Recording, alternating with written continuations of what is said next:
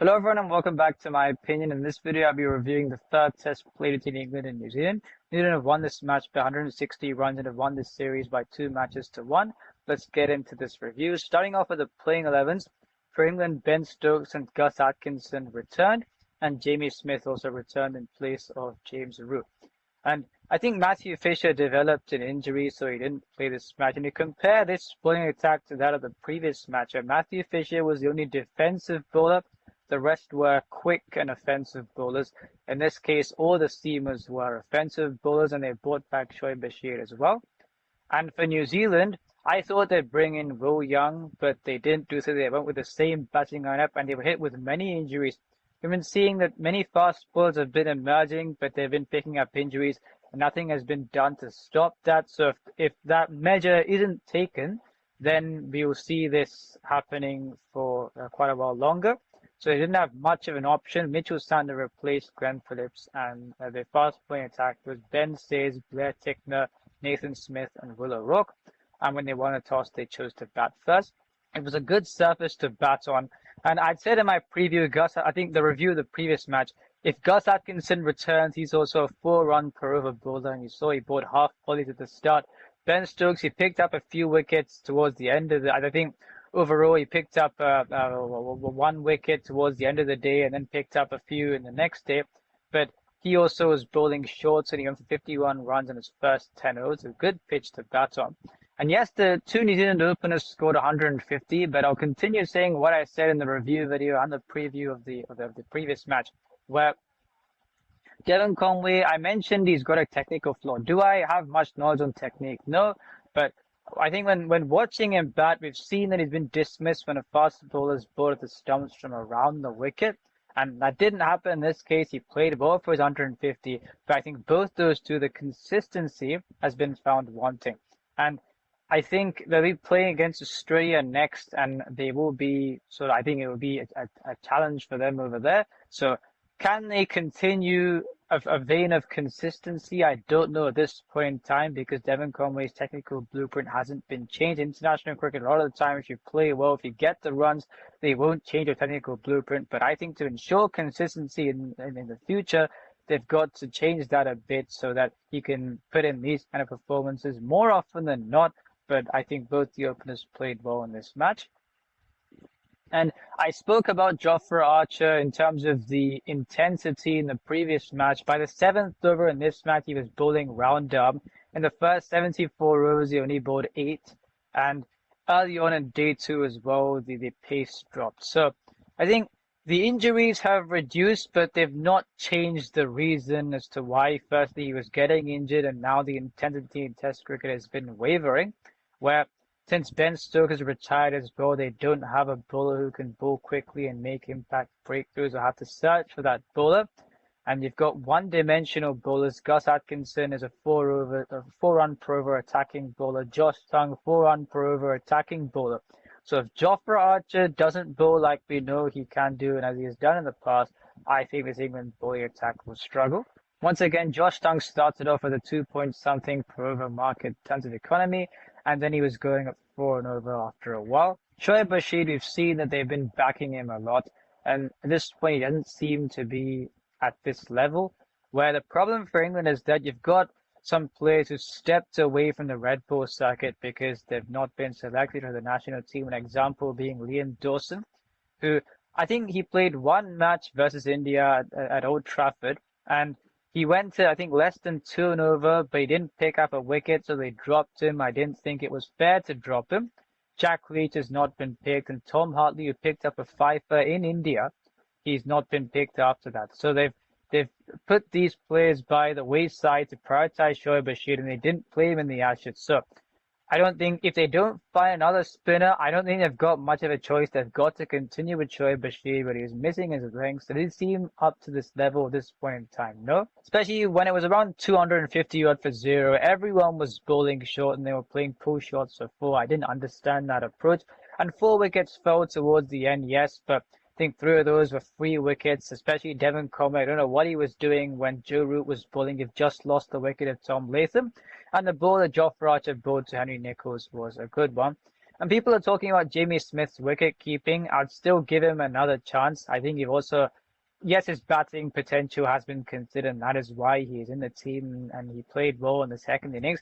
I think if he improves his keeping, I don't think he can't improve that. If he improves his keeping, I still think he's got a lot of value to add to this England team, so I'll give him another chance. Because of how good the surface was to bat on, I thought if England can bowl out New Zealand by the 400 and somethings, not getting to the 500s, then England will still have an advantage because of their batting lineup. And you compare that to New Zealand's bowling attack, especially with their inexperience, where even when the main bowlers are fit, if they go for a couple of boundaries, they don't know how to respond. They bowl defensively. So I thought England still held the advantage if they bowled New Zealand out for a score which was under 500. And New Zealand got bowled out for 438. So I thought England held the advantage. And New Zealand showed why I thought that they wouldn't be bowling as offensively if they went for runs. And the inexperience showed as well, where yes, there was an early wicket loss, but Ben Duckett and Jacob Bethel, they got their runs at a quick rate. I think it was 177 for one by 30 overs. And Ben Duckett, he scored a century. I think he's as consistent as he can be. I said this in the previous review as well. You can't expect what you'd expect from, let's say, an Emilio Gay. But I think Ben Duckett, given the blueprint at which he plays by, is being as consistent as he can be. And when he plays on such surfaces as well, I think England can look to get the best out of him. He played well in this match. And this was the first time when New Zealand started the keeper up strategy, where England didn't do that a lot in this match. I think the second innings, Ben Stokes did it for a couple of overs of placing a leg slip, but he didn't do it apart from that because you've got the four seamers who bowl quickly.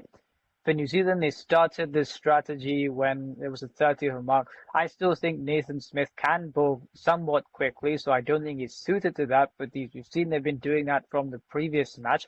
And I don't think it's technical. The reason why England have been dismissed against that is because I think the moment there's a defensive initiation from the opposition where you're not getting the runs as easy as you would like. Let's say if they just pull a stump to stump line, but you want things to be easier than that, then you get dismissed in lax fashions. And that's what we saw. I thought you see in the dismissal of Jamie Smith where he played that drive and he was caught at the slip. So I didn't think New Zealand bowled deliveries where England should have been dismissed. I think it was because of something where the ease of run scoring was disrupted if they bowled at a stump to stump line. New Zealand still did go for 4 and over a lot of time on bowling with a keeper up, but I think because the ease was lessened slightly, England gifted their wickets away. And that is the difference between England winning this series 3-1 and New Zealand winning the series by 2 matches to 1, especially considering the surfaces in the last 2 matches have been good to bat on. They suited England. And that was the only reason I wouldn't say weakness, it's not a weakness. The gifting of wickets when the keeper is up to the stumps, I think that has been the reason why England haven't won this series 3-0. And England were 223 for 2. I still thought that they held the cards to go on and win this match. And on the third day, that was when you especially saw the keeper up strategy working. For no other team would this work. And I think if England improve from here, which I wouldn't be surprised if they do, I think for teams who, let's say, if England are around the same score and they try and get desperate, put the keeper up, that may not work. And I think there's no technical reason for why it's working. I think England have been gifting their wickets away. So this may create a false narrative that strategy will work if teams, let's say, are in the field for a while. The run rate is also going at, let's say, 4 and over.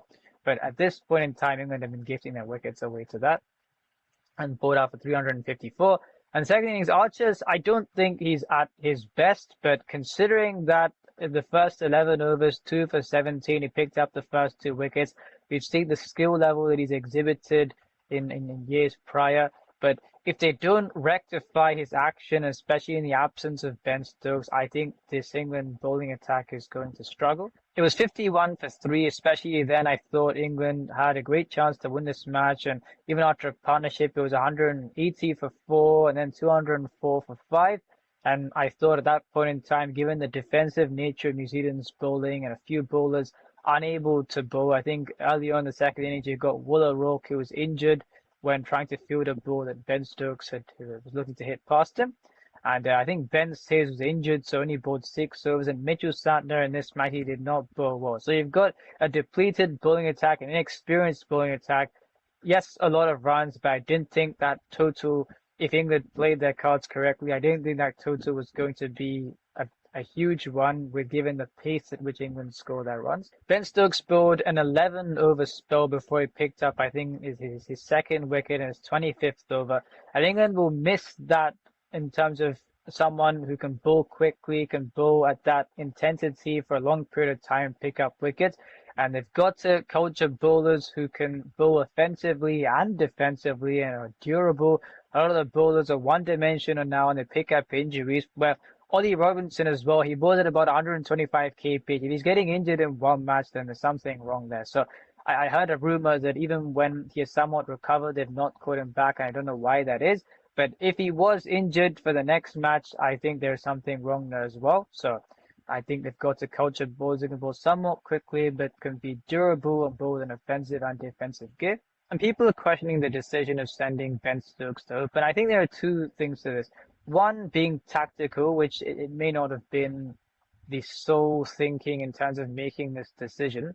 But if you're looking at the New Zealand bowlers, their resources are depleted and they get fearful when they go for a couple of boundaries. So if Emilio get open, let's say they got 50 without loss after 15 overs, and England was still won from there, according to me, because 323 with 10 wickets in hand, given the pace at which they score their runs, England would have still won.